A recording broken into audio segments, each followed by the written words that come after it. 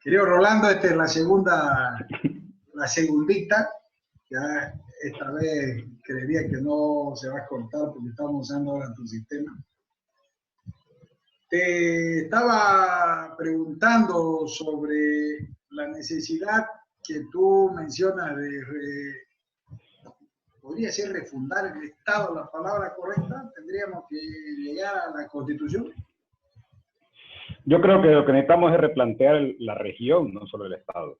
Este no es un problema, no es una transición o una crisis o un cambio de nuestro ombligo. Este es un cambio, por lo menos, que debemos pensarlo a nivel regional. El fin, si cabe el término, del Estado-Nación, como lo conocemos, viene ya desde hace décadas, ¿no? Y ya se están haciendo cada vez más esfuerzos de las integraciones continentales, de espacios más integrados. Entonces, sería este el momento propicio, anhelado, esperado, soñado del Mercosur.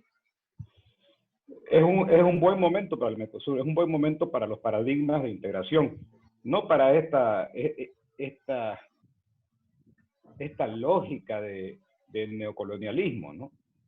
¿Qué es lo que estamos criticando ahora del Estado? ¿O qué es lo que nos duele del Estado? El abuso de poder, los sistemas de explotación, y lo único que nos estamos tratando de discutir es la cara de quién es el explotador y no el sistema de fondo. Yo te decía, más allá de quién es presidente, quién es gobernador o quién es alcalde, creo que nos corresponde reanalizar los paradigmas con los que estamos viviendo. Más aún en un mundo donde la ciencia y la tecnología cobran o recobran un lugar mucho más equilibrado. Nuestro continente ha estado sumido estas últimas décadas en ejercicios de poder político. ¿Qué soluciones nos ha dado la política o la politiquería? Seguimos teniendo niveles de pobreza inmensos, discutimos simplemente quién va a ser ministro, quién va a hacer esto o lo otro, pero las soluciones a la sociedad no las estamos teniendo. Eso es lo que necesitamos analizar, más allá de caras o actores. ¿Cómo lo ve el tema de que para hacer el cambio tenés que tomar el gobierno? De verdad, no es ahorita un momento propicio, por ejemplo, para cambiar las estructuras de transporte público, para replantear la función del empresariado o del poder económico. No es momento de entender cómo funcionan los gobiernos departamentales en un país tan complejo como este. ¿Por qué necesitas tomar el Estado? ¿Por qué de verdad necesitas estar en el Estado para hacer cambio? Vos sos el Estado ahorita y estás funcionando como cambio. No, me hurgué la boca. Es más, probablemente yo soy totalitarista. A mí me gustaría golpe de Estado. A mí me gustaría una dictadura. Obviamente es mi opinión personal. Obviamente la palabra dictador ha surgido, ha cambiado a lo largo de la historia, pero en su inicio era el mayor honor que un Estado le daba a una persona nombrarlo dictador, ¿no? Estamos hablando de la época de Roma, donde el Congreso se reunía, decidía, ¿sabes qué? Estamos en una crisis nacional, estamos mal, estamos con enemigos afuera, no hay plata, alguien tiene que tomar las decisiones. Y reunían los palitos que tenían los senadores y los diputados con los que pedían la palabra y con los que aplaudían, que golpeaban el suelo. Esos palitos se llamaban faz, los reunían todas las fases, las amarraban con un rozón de seda y se las ofrecían con el honor del Estado a un ciudadano, no necesariamente al presidente, no necesariamente a un general de gobierno, no necesariamente a un senador, podían elegir un ciudadano y se las daban y les daban las fases del gobierno y le juraban. Había un juramento de Estado donde por 6 meses todas las decisiones que él tomara no serían juzgadas. Entonces, esta persona decía, no había tiempo de analizar nada, había tiempo de hacer. El tiempo sacaba al país de la crisis. Entonces, la intención de obtener ese trabajo se llama fascismo. Tratar de tener todas las fases, de manejar todo el Estado, es un fascismo, ¿no? Pero en un momento de crisis, en un momento de guerra... En realidad el fascismo toma su romanticismo de eso, pero es diferente. Obviamente, el fascismo no es el resultado de la dictadura. Obviamente es distinto, pero anhelar, manejar todas las fases del Congreso del fascismo, de alguna manera. Yo creo que ahora lo que vos decís es espectacular, es cierto, pero ¿será que la democracia nos va a permitir tomar medidas de fondo? ¿O tenemos que manejarnos hoy con los resabios de lo que era la dictadura honorable, que se llama estado de sitio, donde se suspenden las garantías constitucionales de la gente por 3 meses, un estado de sitio, y manejo por decreto? Los decretos no pasan al Congreso, ¿me entendés? ¿Será que así podríamos refundar el Estado? ¿Cómo lo querés manejar? O sea, vamos a hacer un análisis de tu propuesta. La declaramos dictadora a la presidenta Áñez y que haga lo que quiera por 6 meses. ¿Eso? O sea, creería que ya es dictadora, ¿no? Ya se venció su periodo constitucional. Deberíamos haber votado ayer, antes de ayer, ¿cuándo? O dentro de una semana. ¿Cuándo era la elección? En realidad debimos haber votado el 20 de octubre, ¿no? Bueno, ya estamos fuera en un análisis, en un contexto filosófico, ya estamos afuera de los planteles democráticos, porque el Tribunal Constitucional no es un avalador del gobierno. Entonces aquí no estamos cantando la canción que queremos oír. O sea, estamos hablando de un gobierno dictatorial. No es democráticamente electo y tiene que hacer las cosas. O sea, ya la suspendió la elección, ¿eh? Que nombre un congreso de tipo inteligente como vos, otros empresarios, mineros, ¿me entendés? Y que digan, señores, tenemos que armar el Estado, salir de esta crisis bacteriológica por 3 años, y estas son las reglas de juego, llamemos una constituyente y se aplique la prueba de lo que estamos haciendo ahora. Eso haría yo, digamos. Eso haría vos, o si querés, vámonos al concepto de Cádiz, pues, ¿no? Ante la ausencia de un gobierno legítimo, puede ser legal, pero no legítimo, el poder vuelve a los cabildos. Espectacular, espectacular. Pero ahí lo mismo, o sea, necesita de todas maneras un llamador a cabildo, ¿no? Y ahí va a tener a un grupo de gente, y ahí te quiero hacer recuerdo lo que comentaste hace un rato, ¿no? Refundemos el comité cívico, porque si bien nuestro presidente del comité cívico es legal, mi ego no llega a refundar algo, ¿no? No, mi ego no llega a refundar algo. Es cuestión de reanalizarlo, hacer una reginería, repensarnos. Eso de refundar o de volver a fundar o de iniciar es demasiado mirarte el ombligo. O sea, ¿qué me refiero con mirarte el ombligo? Que pensás que la historia nace con vos y que vos vas a cambiar todo, ¿no? Uno no encuentra la historia lo encuentra uno. No tenés por qué forzar las cosas, sino simplemente ver cuál es la realidad y cómo querés participar en la construcción de una nueva realidad, de una nueva sociedad. Por eso a mí el tema del Estado, yo soy libertario, lo considero crítico. ¿Me entendés? La posición de entregarle tanto poder a una persona que simplemente no éramos democráticos, sino que ahora nos caía mal el dictador.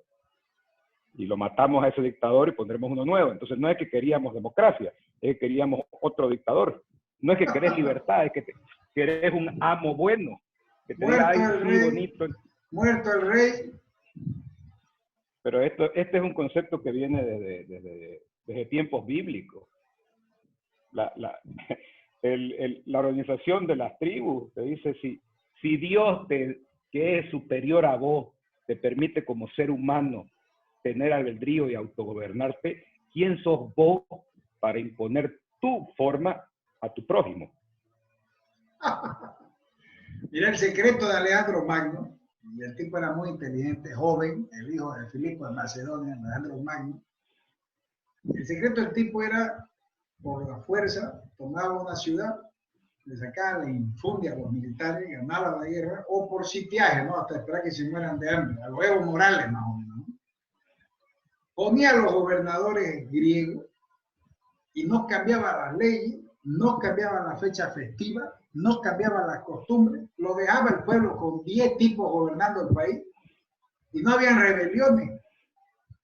Y él le preguntaba, ¿no? ¿Cuál es el secreto que los pueblos no se rebelen? Es que no les cambio nada, solo los gobernantes, ¿entendés? Es como que el humano, en toda su evolución, en estos 50 o 100 mil años de evolución que tiene, seguimos siendo tatú que vamos por la misma trilla, ¿no? Esa es toda la evolución que hemos hecho. O sea, le cambia de mano al látigo y el tipo no se queja, ¿no? Si querés, bíblicamente, podemos analizar el caso del pueblo de Israel cuando Salomón los libera de ser esclavos de Egipto, y a los 3 meses, cuando ya no había comida, volvamos a ser esclavos, allá nos daban comida.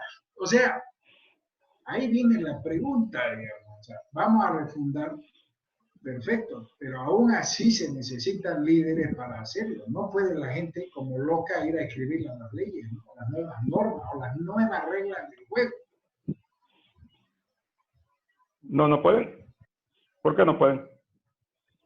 Creo que en la historia no ha ocurrido, ¿no? Ni siquiera en la independencia de Francia o cuando Napoleón Bonaparte los fusiló a los reyes. No los fusiló obviamente, pero me refiero a la toma de Francia, que aparentemente era una revolución.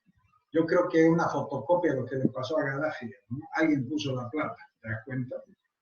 Alguien tiene que tomar la rienda. El humano no está hecho para autogobernarse. ¿Por qué no? Es una utopía. Yo creo que es una utopía, ¿no? No sé, o sea, bueno, te digo, esto es un horizonte. Evidentemente existe lo ideal y lo real. Entonces no es que vamos a...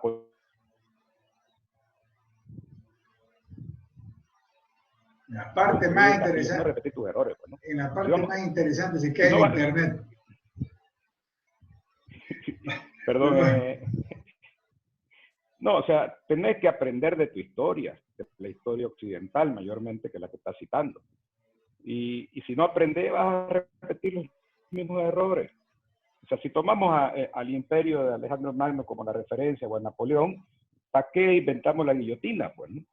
¿Para qué inventamos la revolución? ¿Para qué? Si no simplemente era volver a la idea de una nobleza, de un emperador.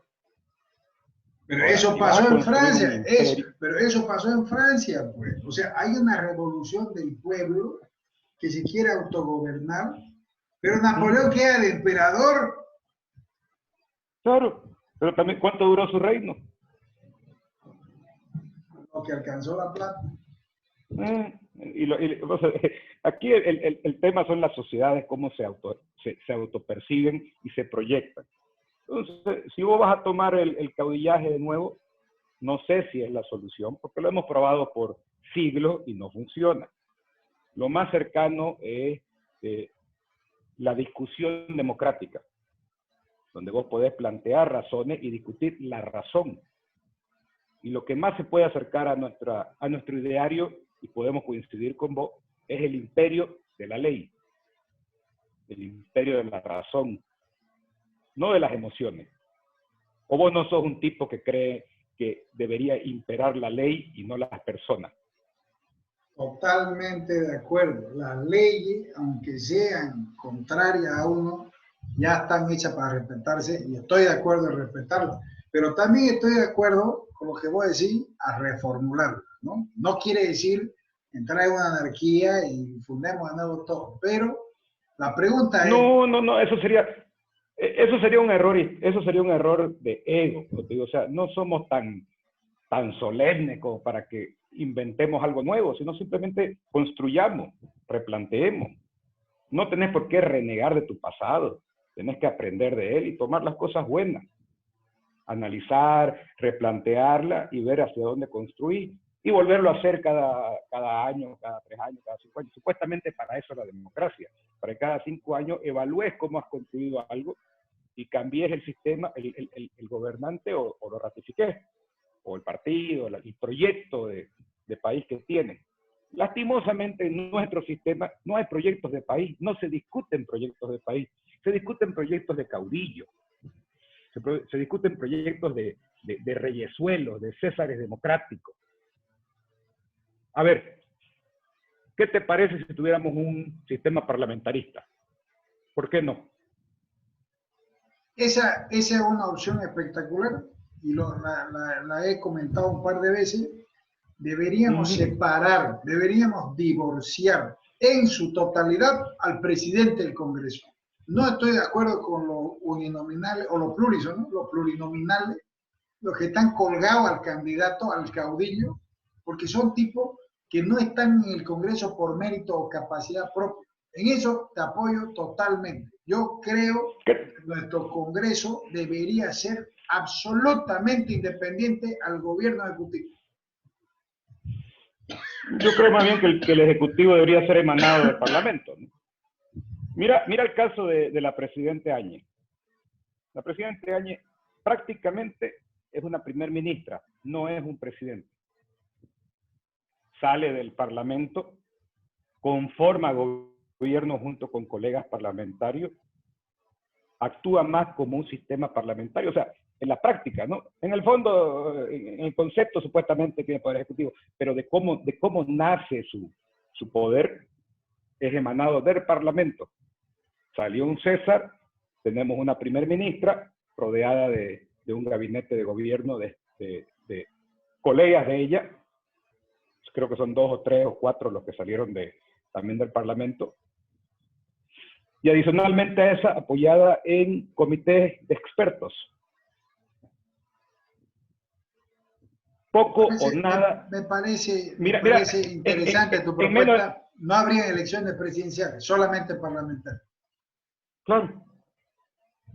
Me agrada la idea. A ver, continúa un poco. Como funcionaba también la alcaldía aquí hasta antes del masismo. La alcaldía tenía un alcalde concejal. Vos elegías el consejo y del consejo elegías y lo podía cambiar. Porque así le quitas muchísimo poder al Ejecutivo. O sea, si vamos a pensar en modelos o en estructuras de poder, el presidente tiene muchísimo poder en Bolivia. Muchísimo. Es un rey. Es un César democrático. ¿Cómo cortarías el voto de oro en tu sistema? ¿Y qué tiene de malo el voto de oro? Es parte del equilibrio. ¿Por qué es malo el voto de oro? Es el reequilibrio de la reequilibrio de la minoría, ¿no? Si no, pues no necesitas la minoría. Pero no, pues, o sea, es su inclusión en la toma de decisiones. Habiendo dos fuerzas electorales, que una se zampó, qué sé yo, el 40% de votos, el otro zampó el otro 40% de votos, y un tipo sacó 2%, pero la suma de ese 42% es mayoría, y deciden al presidente, ese 2% se come medio gobierno, y lo excluyen. ¿Qué tiene de malo eso? A mí no me gusta, probablemente está bien, no lo he estudiado, pero el voto de oro para mí siempre ha sido repulsivo y vomitivo, para mí ha sido vomitivo. Hemos tenido presidente del Consejo Municipal que ha sido presidente de todo el gobierno y lo único que tenía era él de concejal y había 2 partidos mayoritarios. ¿Pero sabes de qué te servía eso? De que no había rodillo. El momento que el tipo sentía... Es que ese es un control, ¿me entendés? De reequilibrio. Si yo tengo 66%, 67% del Congreso, me lo paso a todo el mundo y hago lo que yo quiero. Y no. En cambio, si yo tengo el 40% y tengo que acordar con un otro mis posiciones, y sé que ese otro puede en cualquier momento irse al otro lado y quitarme todo el poder a mí, estoy haciendo un reequilibrio. ¿Cuál ha sido uno de los grandes la mejor problemas de este país? Que no ha sido el uso de poder, de la imposición. A ver, no estamos de acuerdo que el abuso parlamentario del rodillo no ha sido un gran problema en este país. Asqueroso, es lo peor que ha podido haber y el ciudadano debería tener el derecho y el poder de revocarle su mandato a los diputados vendidos. Asqueroso, pero parte de ese rodillo está en que un político le debe a su cargo a otro. Un momento, aquí me acaba de decir que lo peor fue, y más asqueroso fue el voto de oro, y ahora lo más asqueroso es el rodillo. Ambos son asquerosos. Ambos son asquerosos. Yo te decía por qué. Si yo soy un diputado o un senador plurinacional, yo solo me debo al presidente. O sea, estoy en esa listita de papel porque el tipo me puso. Entonces, el presidente dice, a ver, aprueben eso, ¿no? Ahí voy en contra de los pluris, porque los tipos no piensan. Ahora, soy ministro. Perfecto, usted es ministro. ¿Y por qué es ministro? Porque lo puso el presidente, entonces usted va a hacer lo que diga el presidente. Y empezamos con una cadena de mando de tipos puestos por otros que se deben a otros tipos.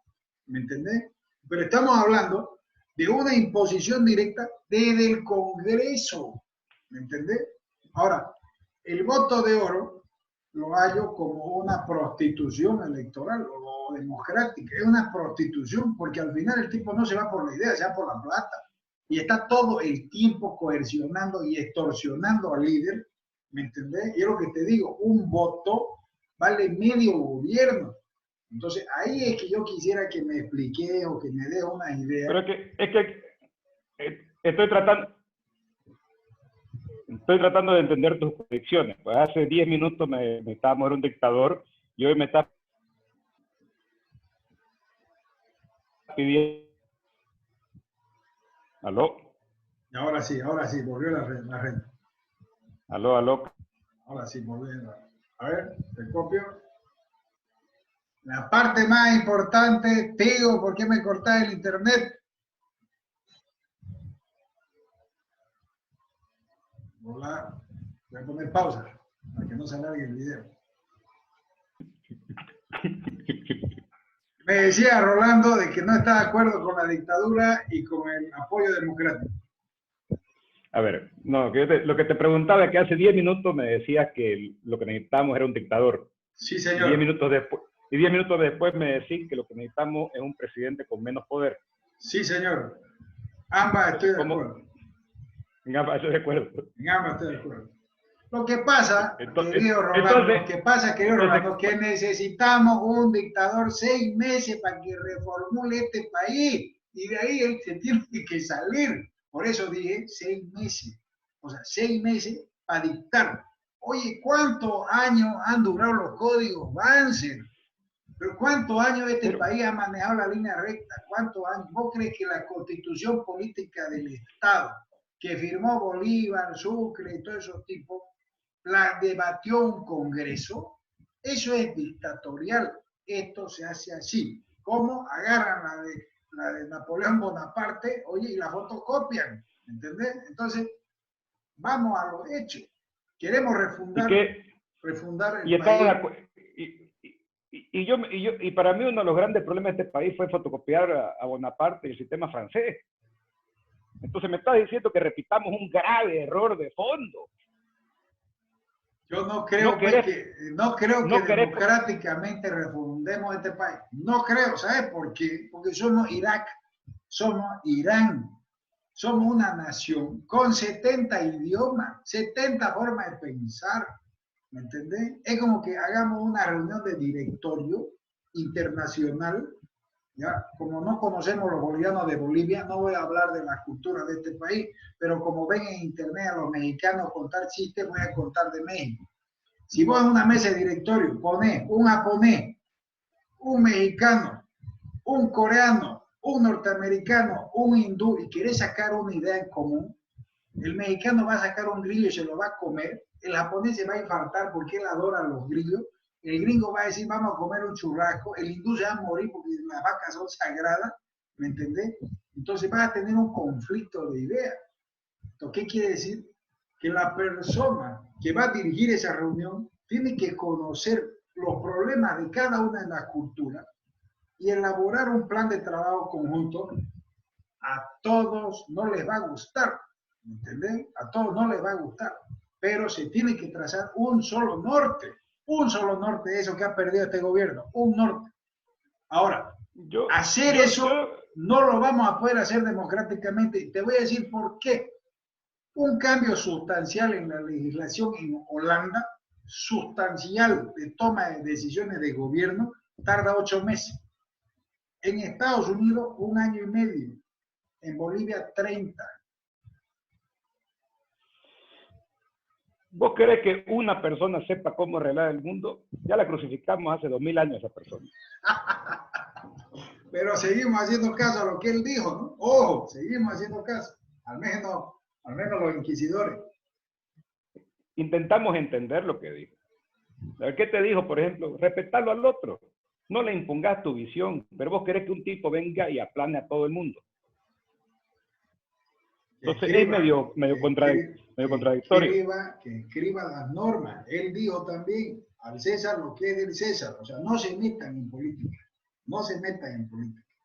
Ustedes hagan lo que diga el gobernador. Y el César era dictatorial porque era romano y Israel era una provincia romana, pero provincia no significa que pertenecía a Roma. Había una bota romana sobre Israel, y aquí se hace y se paga impuestos a Roma.